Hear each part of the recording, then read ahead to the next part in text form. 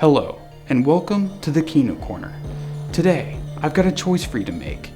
You can take the blue pill or the Kinopill. Take the blue pill and you'll continue only watching Marvel movies, Disney films, and reruns of The Big Bang Theory for the rest of your life. Or you can take the Kinopill and discover the vast array of movies that the world of film has to offer. So, what is it? Kinopill? Good choice. Often, people ask me what movies they need to watch if they want to get into film. This should be a simple question, right? I should be able to say, here, watch these 10 movies and you'll be a film buff. It'll only take you a weekend to become a true cineast. But we all know that's not the case. Approximately more than 500,000 films have been made. If we're to assume that the average length of a movie is 96.5 minutes, that means that to watch every movie ever made, you'll have to spend over 804,000 hours watching movies, or about 92 years of just watching films. That's as of 2011. Think about how many films have been made since then. Obviously, the way to be a cineast is not to hook yourself into some virtual cinema and only watch movies for your entire life. That would be a sad, sad life, and you wouldn't even be able to get through all of the movies because, well, movies are constantly being made. You would effectively be the Sisyphus of movie watchers. So, where do we start? Well, there's no better place to start than the beginning. Horse in Motion, the first motion picture. Created by lining up 12 cameras along a track. As the horse ran, it tripped lines that opened the camera shutters. The illusion of motion was created by alternating cards. Crude? Yeah, but the core idea of what makes movies movies was there. But who invented film? Who first created it? It depends on who you ask. In 1882, Etienne Jules Méret developed a camera called the chronophotographic gun. It could take 12 successive photos in one go. It was shaped like a gun, and he used it to photograph birds in motion. This is where we get the term shooting film. But true motion picture could not be achieved until after Hannibal Godwin and George Eastman developed celluloid film in the late 1880s, which allowed for series photography. Cameras using strips of celluloid film could now take several photos in succession, which is exactly what Louis Le Prince did. He made several short films in 1888 using the new technology of celluloid film. But before he could showcase his work, he disappeared. Bringing us to Thomas Edison and the Lumiere brothers. William Dixon created the kinetograph for Thomas Edison, a motion picture film camera which, using an adapted escapement mechanism from a clock and perforated film, could record at 40 frames per second. But the way people saw the films was not how people watch films today. No, instead they watched these shorts that Edison and company shot in what were called kinetoscopes, which were cabinets in which 47 feet of film moved continuously, illuminated by an incandescent lamp. Audiences could watch the films through peepholes at the top. Kinetoscopes were found in amusement parks, penny arcades, and other such places. Across the pond, the French Lumiere brothers had a different approach to this new novelty. And that's really what it was at the time, a novelty. People saw these not as films, but as living pictures. To them, the whole thing was just a passing fad, just another attraction at a park or exhibition. And it was at one of these exhibitions, the one in Paris in particular, in which the Lumiere brothers were inspired to make their cinematograph.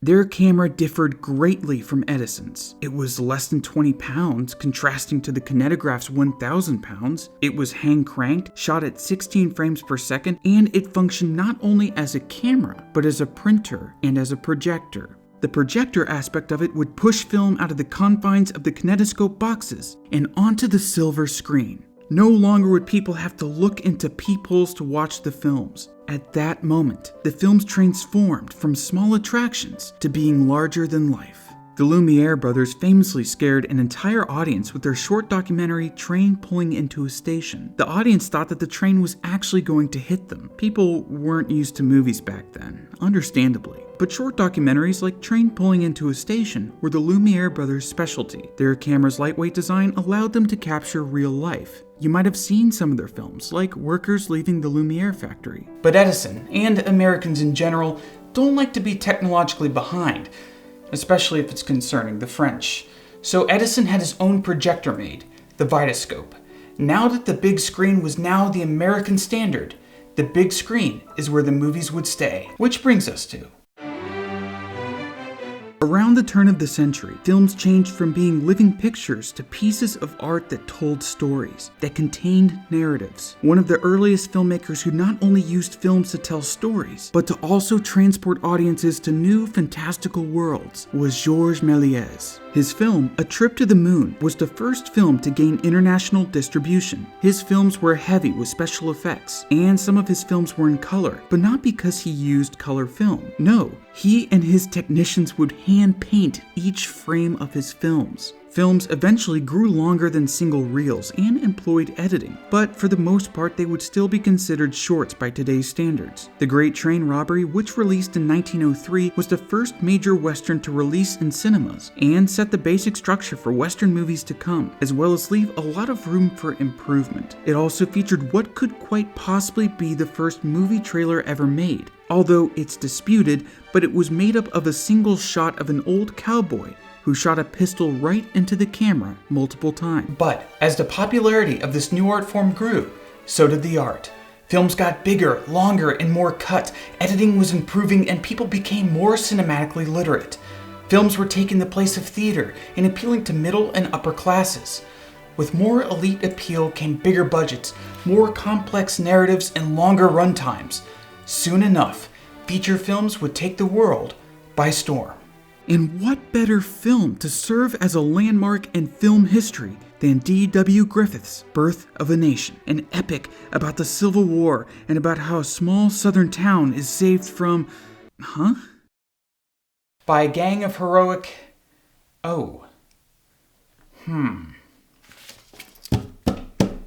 Yeah, this one hasn't aged too well, but it did bring a new concept to telling visual stories: parallel editing. The practice of intercutting between scenes to show simultaneous events. In effect, he brought storytelling techniques from literature to the screen, elevating the art. It's just a shame that it's always associated with this particular movie.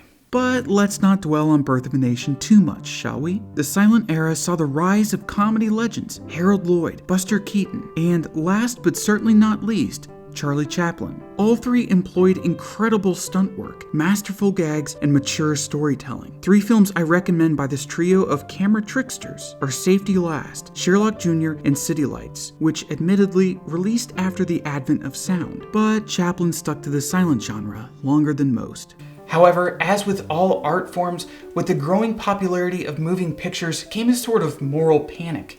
Really, moral panic in movies would go hand in hand until video games came around to scare the soccer moms. But in 1915, the Supreme Court voted unanimously to uphold the state of Ohio's Board of Film Censors, citing that motion pictures were not protected under the First Amendment because the exhibition of moving pictures is a business, pure and simple, originated and conducted for profit, not to be regarded nor intended to be regarded by the Ohio Constitution, we think, as part of the press of the country or as organs of public opinion. The Supreme Court decision will play a major role in movies later, but just keep it in the back of your mind for now, because now we're going back to Europe. It's post-World War I Germany. Monarchy's dead, democracy's alive, debauchery's ubiquitous, and inflation is accelerating at such a pace that the German mark was quickly becoming the people's wallpaper of choice. But amidst this uncertain time, while some Germans might have turned to radical political ideologies, others turned to making radically experimental films.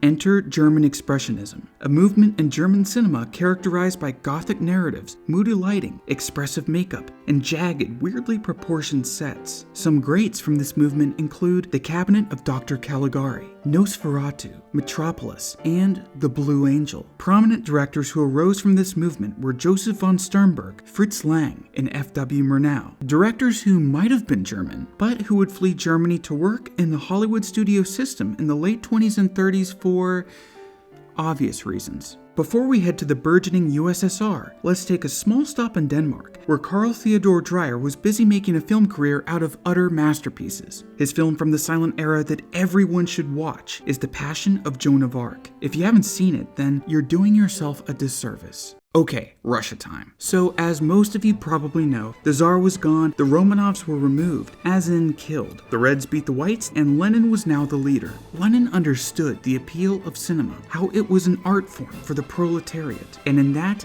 he saw its propagandistic potential. So the films made under Lenin's rule were propaganda, but it doesn't mean the films don't have any merit. The two must-see films from this time are Dziga Vertov's experimental documentary about everyday Russian life, The Man with a Movie Camera, and Sergei Eisenstein's Battleship Potemkin. Both are great examples of what is known as Soviet montage, a cinematic theory developed at this time that posits that editing is the basis of cinema. These filmmakers use montage to formalize cinematic language and incorporate Marxist theory into their works. And speaking of editing being used to tell a story, let's look at a case where editing was used to make images that meant, well, nothing, I guess. Salvador Dali and Luis Buñuel, two celebrated surrealists, teamed up and created Un Chien Andalou, a surrealistic short film made up of random, bizarre scenes. It's a must-watch. It's only 16 minutes long, and you can watch it on YouTube for free. But films wouldn't stay silent forever. Soon enough, they'd gain a new dimension: sound. It was 1927, the height of the Roaring '20s. The economy was great for now, and innovation was inevitable. The truth is, people had been trying to marry sound with film ever since the beginning of the medium. When silent films played in theaters, pianists, organists, gramophones, or orchestras would accompany them. But it wasn't until the late '20s that this merging of audio and film would become reality. F.W. Murnau's Sunrise, A Song of Two Humans incorporated synchronized sound effects into portions of the film, though the film was largely a silent movie.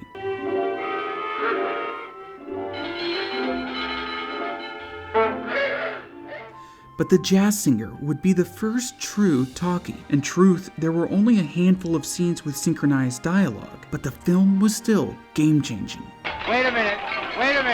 You ain't heard nothing yet. The audio was recorded in Vitaphone, which put the audio on a disc and would be played on a gramophone in the theater. The projectionists would have to sync up the audio themselves, which I'm sure caused many problems. Most of these issues were alleviated when sound on film became the standard, and with sound came the standardization of frame rates. Now that sound had to sync with the film, a standard frame rate had to be chosen. Before this, films were shot at varying frame rates, with some directors having their own personal preference, and usually these range between 14 and 28 frames per second. To make a long story short, 24 was chosen because it was cheap. Higher frame rates means more film, which means more money. 24 is also divisible by 2, 3, and 4, which makes editing easier. In Europe, 25 frames per second would be chosen because their electricity grid ran at 50 Hz. Once audiences got a taste for movies with sound, there was no going back. Although silent movies were made well into the 30s, they quickly fell out of mainstream favor, causing many silent film stars' careers to end. The transition from silent to sound was messy for Hollywood actors especially. Many actors and actresses couldn't transition to sound films for various reasons, whether because talkies called for different acting styles, directors could no longer direct them during takes, or the actors just had annoying voices. A film that portrays this well is Stanley Donen's Singin' in the Rain. But out with the old and in with the new. Depression be damned, Hollywood still chugged along, making tons and tons of films. Some of these 30s classics include Scarface, King Kong, Frankenstein, and It Happened One Night. But remember how in 1915 the Supreme Court said that movies weren't free speech and were subject to censorship? Well, Hollywood didn't want the US government censoring them, and who can really blame them? So, they decided to censor themselves.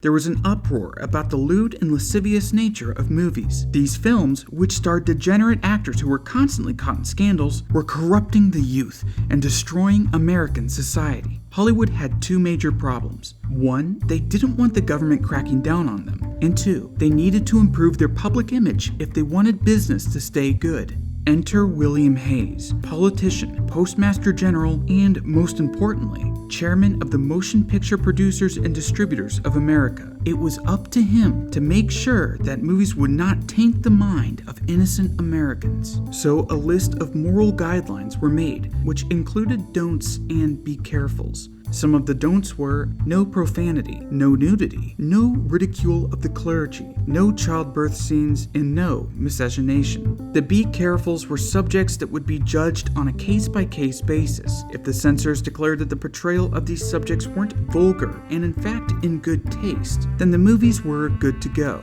Of course, this was entirely up to the censors. Some of these iffy subjects were arson, guns, marriage, drug use, kissing, men and women in bed together, crime, seduction, and surgical operations. These guidelines were made in 1927 and were first implemented industry-wide in 1930, but the MPPDA was a bit more relaxed with everything. That wouldn't last. In June 1934, an amendment was added to the code that created the Production Code Administration. Starting on July 1st, 1934, all films had to get the PCA seal of approval, and the head of the PCA, Joseph Breen. No, he's not the Breen you're thinking of. Breen, with his administration of censors, ruled Hollywood with an iron fist. He made sure that films conformed to Catholic morals, and he used the PCA to squash films with political messages he didn't like. But did this really stop filmmakers from talking about these forbidden subjects? No, not at all. They just had to mask the saucier material and symbolism and subtlety. If they could slip it past the censors, then all was good. In fact, many films of this time touched on the sensitive topics of the be carefuls. Film noir, which blended German expressionist-style lighting with pulp storytelling, dealt with murder, adultery, crime, and just about every one of the 7 deadly sins. But the perpetrators of such unconscionable acts always got their comeuppance. So film noir movies' general structure as morality plays ensured they could be made, and sometimes the censors relented. The producers of Gone with the Wind fought tooth and nail to make sure that Clark Gable said, "Frankly, my dear, I don't give a damn." The PCA came up with many substitute lines, such as, "Frankly, my dear, nothing could interest me less. Frankly, my dear, I don't give a hoot. And the whole thing is a stench in my nostrils." But even they had to realize how lame their alternatives were, so thankfully the producers won their battle. But this wasn't often the case. If a film couldn't get PCA approval, then it couldn't release. This would be the standard for decades. But wait, did you notice something different about Gone with the Wind? It was in color. Glorious Technicolor. Color film is practically as old as film itself. Whether filmmakers used actual color film or they just meticulously painted every frame of their work. It just didn't catch on for a while because it was incredibly expensive or hard to replicate. Technicolor as a process began in 1916. There was experimentation with it throughout the 1910s and 20s. Additives, subtractives, beam splitters, the whole shebang. But Technicolor would come into its own, commercially and artistically, with the release of its 3-strip process. The 3-strip process is kind of self-explanatory. It recorded to 3 different strips of film, with each film recording different colors, red, green, and blue. Of course, it's more complicated than that, so if you want to read more into it, I've linked some articles about it in the description. The important thing to take away is that it was very expensive. And since this technology came out in 1932, right in the middle of the Great Depression, no one really had the money to use this. Color just wasn't economically viable.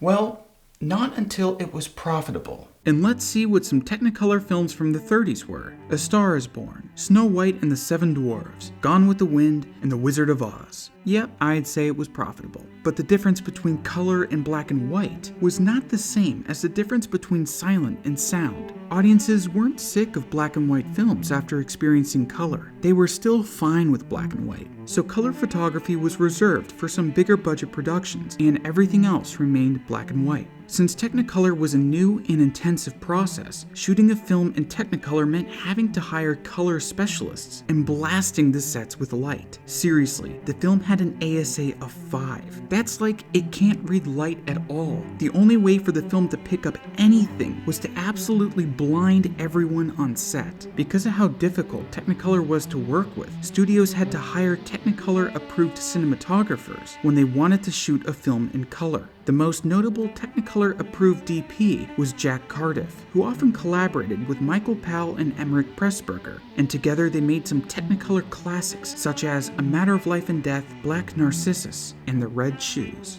Technicolor would eventually go the way of the dodo, however, as other companies like Kodak and Agfa soon invented film that could record all three primary colors onto a single strip. But even so, in the late 30s, Technicolor was all the rage. I wonder, could there be something else that happened in the late 30s that was significant to the world of film, or just the world in general?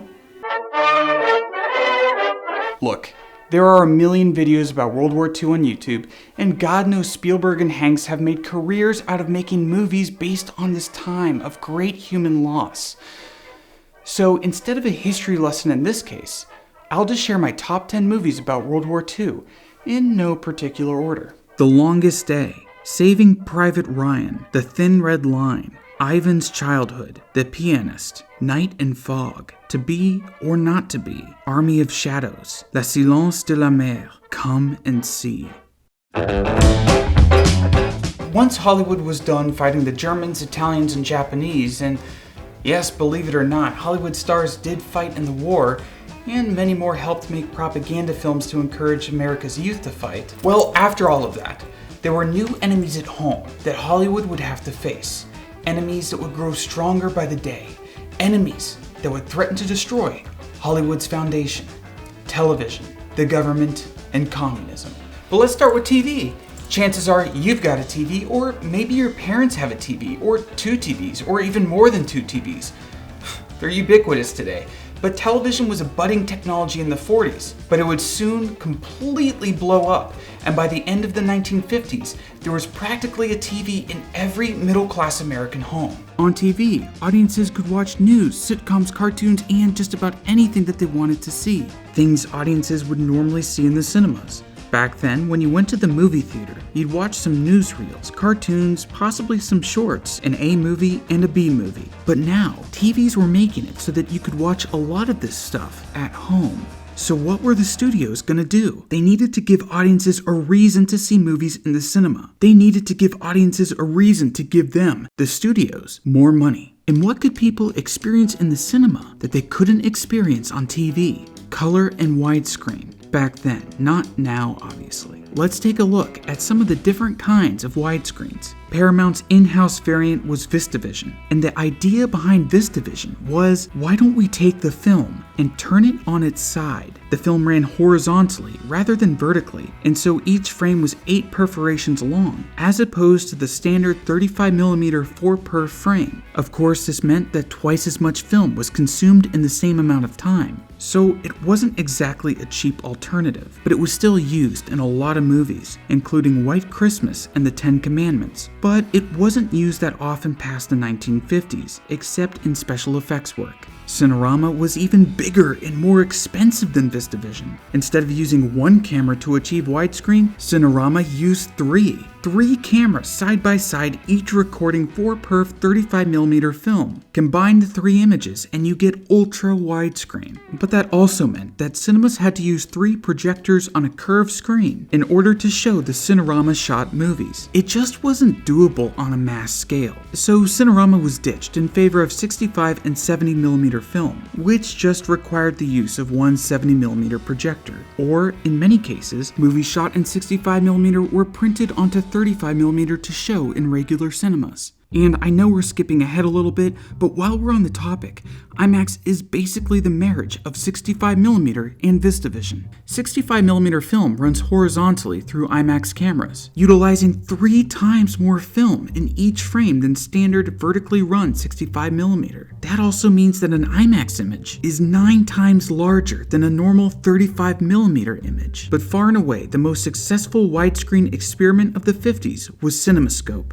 developed by Bosch and Lomb for 20th Century Fox, which used anamorphic lenses to achieve widescreen. This came to be known colloquially as scope. Anamorphic lenses squeeze a wide picture into a 35mm frame, and then the image is de-squeezed in post. This made it so that any cinema could project the films, so costs were kept down across the board. Many other companies, such as Panavision, created their own style of anamorphic lenses, and shooting with these kinds of lenses is still the popular choice today. Rewinding back to the late 40s, the US government was really cracking down on Hollywood. On one hand, we were in a new Cold War with our previous ally, the USSR, on the other hand, the government wanted to break up the studios. So the House of Un-American Activities Committee rooted out the commies from Hollywood, with inside help from Ronald Reagan, Walt Disney, and Elia Kazan. The long-term effect of this was decades of bellyaching from blacklisted belligerents. But in 1948, in the landmark case, the United States versus Paramount Pictures, the Supreme Court decided that the major film studios were in violation of antitrust laws, so the US government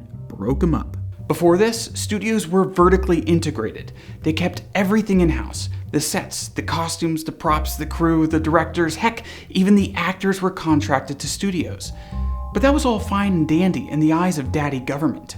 The problem was that they also owned the cinemas and conspired to control the price of movie tickets. So in one fell swoop, the US government turned cinemas independent and brought an end to the old Hollywood studio system. And now that cinemas were independent, they weren't as beholden to studios' demands, so they could theoretically show whatever they wanted, leading to the rise of foreign and independent films in America. So why don't you come on a trip with me around the world? I hope you've got all your passports and visas in order. For the first leg of our trip, let's go to Japan. Japan was inundated with American films after the war, so there was a cultural back and forth from the mid-20th century to today. Movies like Stray Dog felt like American noir, while our westerns were basically samurai films. And I made a whole video on that. The two big directors you should study if you want to get into 20th century Japanese cinema are Akira Kurosawa and Yasuhiro Ozu. Definitely watch Kurosawa's Seven Samurai, Rashomon, Yojimbo, and Dreams. And for Ozu, check out Tokyo Story, Late Spring, and Good Morning. Of course, there were plenty of other great Japanese directors at this time, like Masaki Kobayashi, Kenji Mizoguchi, Seijun Suzuki, Toshiya Fujita, Kanita Shindo, and Hiroshi Teshigahara. Japan's film output is rife with masterpieces, and you can spend your whole life just watching films from this nation. People called weebs do just that. And speaking of weebs, I'd be remiss if I didn't touch on anime. This Japanese style of animation is practically mainstream worldwide now, and if you're watching my channel, chances are you've seen your fair share of anime. I know my audience. But if you haven't, here are some suggestions. For more adult-oriented stories, check out Akira, Ghost in the Shell, Perfect Blue, and Evangelion, Neon Genesis. For stuff the whole family can enjoy, watch Spirited Away, Princess Mononoke, Grave of the Fireflies, and Your Name. Just whatever you do, stay away from hentai. And I think that's our cue to go to a new country. How about let's go down under? There was a brief period of time in the 70s in which Australians made a lot of good films. The Australian New Wave consisted of great films like Walkabout, which was directed by a Brit, and Wake in Fright, which was directed by a Canadian. But all joking aside, prominent filmmakers like Peter Weir and George Miller arose from this movement. Weir gave us visionary pieces like Picnic at Hanging Rock and The Last Wave, while Miller defined the post-apocalypse with Mad Max. A bit further west, in India, before the dawn of Bollywood, Satyajit Ray created personal and hard-hitting films about life in India. If I'm being honest, his movies stand as the pinnacle of Indian cinema. His Apu trilogy, which has been recently restored by the Criterion Collection, is a great entry point into this master's works. Back in the USSR, films were no longer super weird propaganda pieces for Stalin because, well, Stalin was dead as of 1953, and an event called the Khrushchev Thaw happened, which was a term for the relaxing of censorship in the Soviet Union from the mid-50s to the mid-60s. In this period, great films like The Cranes Are Flying, Andrei Rublev, and War and Peace found critical and commercial success on the world stage, and are all must-sees for any Chelovek who loves Kino. Moving a little further west, let's take a stop in Germany and see what's going on there. Oh look, it's another new wave, this time called New German Cinema, and it's spearheaded by three absolute legends, Wim Wenders, Rainer Werner Fassbinder, and the Kino King himself, Werner Herzog. You want to watch some Kraut Kino? Then pop on Kings of the Road, The Marriage of Maria Braun, World on a Wire, Aguirre the Wrath of God, or Fitzcarraldo. Just north of Germany, in Sweden, a man named Ingmar Bergman was crafting films unlike anyone else. But where do you start with him? Well, here's my Criterion box set of his movies. I love all of his films, so just watch them all. Come on, do yourself a favor. Now, let's go to France and Italy, the countries that made Orson Welles fat. Italy first. During Mussolini's reign, propaganda films were all the rage, but after Mussolini was caught hanging upside down, things would change for Italian cinema. Italian neorealism came onto the scene, a movement of Italian films that shot in real locations with real people and focused on everyday stories, class struggles, and the like. If you couldn't already guess, these films were generally influenced by Marxist ideology. The two films that every school will have you watch from this era are Rome Open City and Bicycle Thieves. If you like the aesthetic of these films, there are plenty more movies in this category to watch, such as Umberto D, Germany Year Zero, and Bitter Rice. I'd also highly recommend reading the book André Bazin and Italian Neorealism, but by far my favorite director to gain prominence out of this movement was Federico Fellini. He made some neorealist classics like I Vitelloni and La Strada, but starting in the 60s, he just went nuts. His films La Dolce Vita, 8½, Fellini Satyricon, Amarcord, and Roma are masterpieces of excess. They're artful, over-the-top, thought-provoking, visually stunning, and just fun. Italian movies at this time were incredibly entertaining, and I think they're a great gateway into foreign films. Dino Risi's Il Sorpasso's road trip comedy through Italy is as hilarious and moving today as it was when it released. Elio Petri's investigation of a citizen above suspicion, a Kafkaesque story of a police officer who commits a murder and tries to get caught, remains a thrilling and darkly comic satire about the abuses of power by people above the law. Bernardo Bertolucci's The Conformist, shot by legendary cinematographer Vittorio Storaro, might be one of the most beautiful films ever made. Also, I can't really talk about Italian cinema in the 60s without mentioning Michelangelo Antonioni. Some people love his work, and some find it boring and pretentious, but I think it's worth it to see at least a few of his films, L'Avventura and L'Eclisse in particular. And we have to talk about spaghetti westerns, which were westerns shot in Mediterranean countries like Spain and Italy, and starred actors from these countries. Italians played as cowboys, Indians, and Mexicans, hence the spaghetti in the name. Now, spaghetti westerns were a dime a dozen back then, but some rose to the top, and are considered some of the greatest westerns, and even some of the greatest films ever made. You know what movies I'm talking about. Sergio Leone's Dollar Trilogy and Once Upon a Time in the West. Now for the final leg of our world tour, let's head to France. After the war, American cinema exploded in France. We freed them from the Germans, so they might as well watch our movies, right? The flood of American films fostered the creation of cinema clubs, which were made up of young people who just couldn't get enough of the movies. And it was from this environment that the Cahiers du Cinéma was born. A film journal of mostly young critics, headed by André Bazin, but also including François Truffaut and Jean-Luc Godard. Cahiers du Cinéma heavily impacted the film world as we know it. They coined the term film noir. They pushed for film as an art form. They developed the auteur theory, and it was from them that the French New Wave, or Nouvelle Vague, arose. Like Italian neorealists, French New Wave directors took to the streets, shooting in real locations. However, unlike neorealism, New Wave films were often takes on American genre films, but with a new vigor. They experimented with editing, sound design, and narrative structure. In a weird way, the Nouvelle Vague breathed new life into Hollywood. So class, for your French homework, watch Jean-Luc Godard's films Breathless and Contempt, Truffaut's movies The 400 Blows, Day for Night, and Stolen Kisses, Jacques Demy's The Umbrellas of Cherbourg, The Young Girls of Rochefort, and Donkey Skin, Eric Romer's My Night at Maud's, La Collectionneuse and Claire's Knee, Louis Malle's Elevator to the Gallows, Agnes Varda's Cleo from 5 to 7, and Alain René's Last Year at Marienbad. Whew, that's a lot of movies. I don't mean to just throw all of these onto you.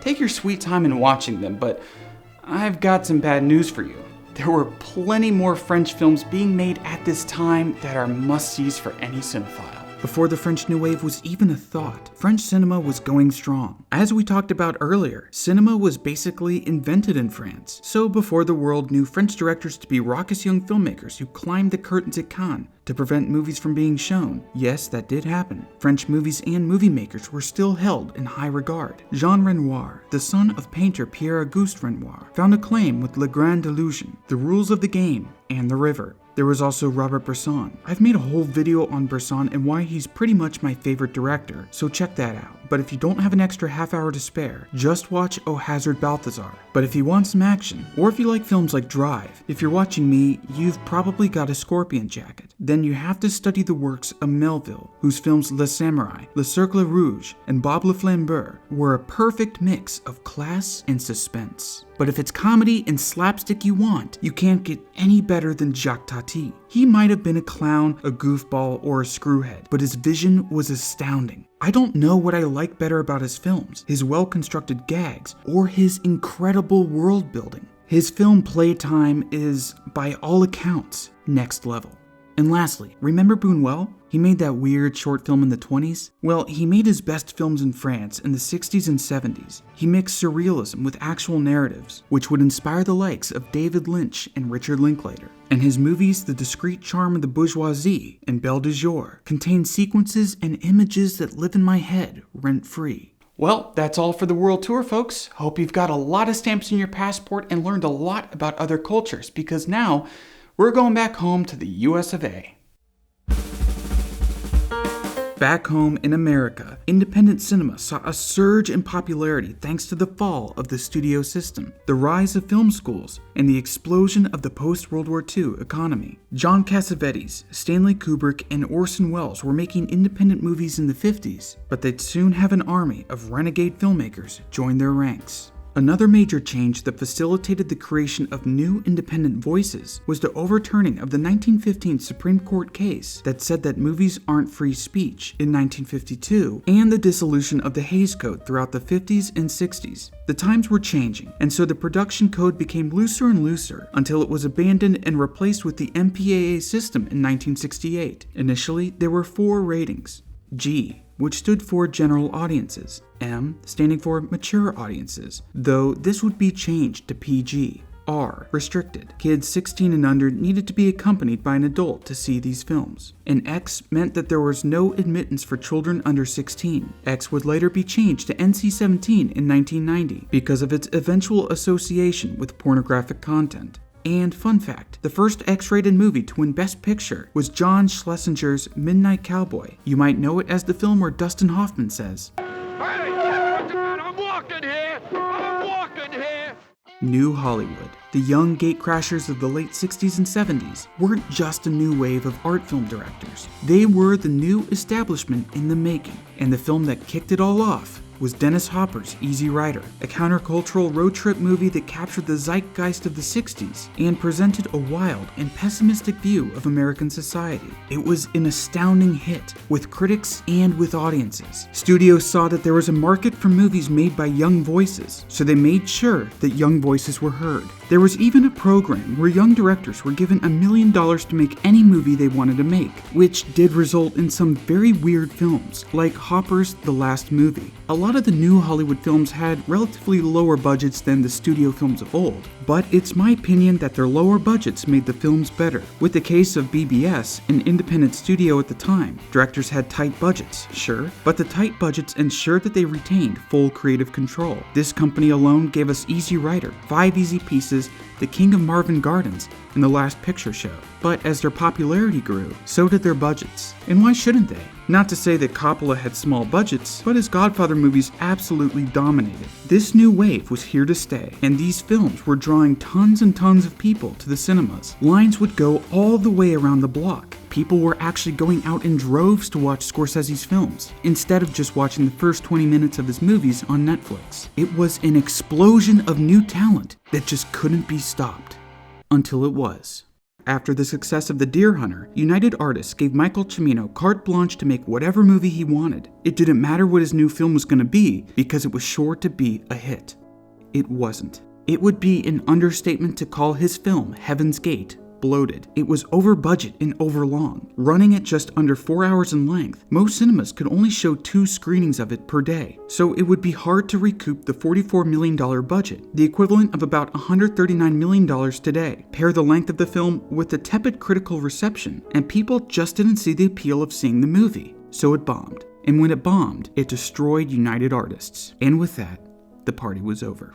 but a seed was planted during New Hollywood that would grow into being the new model of the industry, the blockbuster. People often attribute Steven Spielberg's Jaws to being the genesis of the blockbuster, but I think that some films that came before it, namely the Godfather movies, The Exorcist, and 2001: A Space Odyssey, laid the groundwork for tentpole cinema. But with Jaws, they cracked the code. Released bigger budget crowd pleasers during the summer so that kids and families can all watch the film, hopefully multiple times. And when George Lucas, another New Hollywood alum, created Star Wars, studios discovered that the real money was not in ticket sales, but in merchandise. Money made from toys, backpacks, lunchboxes, blankets, and video games made movie ticket sales look like pennies. As you can imagine, the 80s was a gold rush for studios who wanted to create merch-friendly brands. Every little girl, boy, and man-child wanted their action figures, their video games, their board games, and their costumes. But these popular 80s movies, specifically Gremlins and Indiana Jones and the Temple of Doom, led to public outcry about violent and not so child-friendly content in PG movies. So the MPAA created PG-13, and thus we got the boomers' favorite genre, PG-13 action movies. That's not to say that every mainstream 80s film was an overpriced toy commercial or a vanity project for some action hero. Directors like Michael Mann, Brian De Palma, and David Lynch were all able to create artful and interesting movies during this period that have stood the test of time. I don't know if you're a detective or a pervert. Well, that's for me to know and you to find out. And there was even a new source of income for studios at this time: home video. People could now purchase their favorite movies to watch at home on media like VHS, Laserdisc, or Betamax. The quality might not have been as good as movie theaters, but the convenience more than made up for it. Home video also opened up a new market for filmmakers: direct-to-video. If you want to know more about direct-to-video movies, just watch Red Letter Media's Best of the Worst series. And while there was a thriving economy of low-budget movies and video rental stores, there was still a niche for cheaper films at the cinema. Horror films could be shot on extremely low budgets, yet show high returns. So there's always been a place for horror films. But the scary movies of the 70s and 80s are particularly great. John Carpenter's Halloween and The Thing, Tobe Hooper's The Texas Chainsaw Massacre, Sam Raimi's The Evil Dead, and Wes Craven's A Nightmare on Elm Street have become bona fide horror classics. But even as blockbusters and generally more populist films dominated the scene of the 80s, there was still a place for indie and art films at the cineplexes, albeit not as big a place as before. The indie directors in the new post-New Hollywood American indie cinema were Jim Jarmusch, Richard Linklater, the Coen brothers, Steven Soderbergh, Whit Stillman, and Wes Anderson, to name some of the more famous ones. And so in the 80s, the stratification of the film industry which exists today was cemented. And as I see it, it's made up of 4 tiers. Number 1, blockbusters. Number 2, prestige films, which are sometimes mockingly called Oscar bait, low-budget independent movies which get theatrical distribution, and micro-budget or other low-budget kind of films that either self-distribute or go straight to video. It worked like this, and it worked pretty well. And streaming has blurred the lines between some of these, as every kind of film can now release straight to streaming. What I've noticed that's happened in the last 12 years or so is the decline of the movie star and the rise of the brand. Branding has always been important, but it feels like it was taken to another level in the 2010s. Marvel created the MCU and people went to see the movies because they were Marvel movies, not because they starred a specific actor. On the other side of the coin is A24, an indie studio with a cult-like following. Many people see A24 films because they're distributed or made by A24. But what is the future of film? I don't know. COVID's definitely thrown a wrench into the whole industry, but I think it's too early to make any predictions. But what I have noticed is this: bigger budget movies have either not fared too well in the cinema or they've been delayed until cinemas are back up and running at full capacity. Either way, it's not good financially for the studios.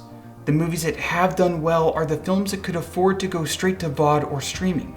Movies with smaller budgets that are easily recoverable. And remember the United States versus Paramount case that ended the old studio system? Yeah, it was just overturned just last year, and it's currently being phased out, which means that studios can run their own cinema chains. It could mean that in the next few years, we'll be going to Amazon Prime or Netflix cinemas to see the latest films. So who knows? Maybe all of this will spell the end of the era of the blockbuster and usher in a new age. I guess we'll just have to wait and see. So now you are all caught up on film. I know that this video could give you a bit of Kino whiplash, but hopefully now, when you watch movies from other eras or other areas, you can contextualize the movies and appreciate them for what they are. Maybe you'll find that some of these older films that you've neglected or never heard of become some of your favorite movies. The important thing to always keep in mind is that you should watch movies because you want to watch them. Don't treat film watching like you're checking off items on a list. That takes all the fun out of it. And don't feel bad that you haven't seen as many movies as someone else. Instead, you should be excited that you can see even more movies for the first time. Curiosity, openness, and a good attention span is what defines a cinephile, not the number of films you say you've seen on Letterboxd. And speaking of Letterboxd, I've linked a list of any films I might have mentioned in this video, plus some more in the description below. Watch these films at your own pace or don't watch them at all. I just think that they're interesting movies that you might enjoy. Maybe these films will open up new worlds for you. No movies are made in a vacuum, and you can easily suck yourself down rabbit holes by exploring what films influenced what other films. It's a fun passion. I've been the Kino Corner, and I will see you all in the next video.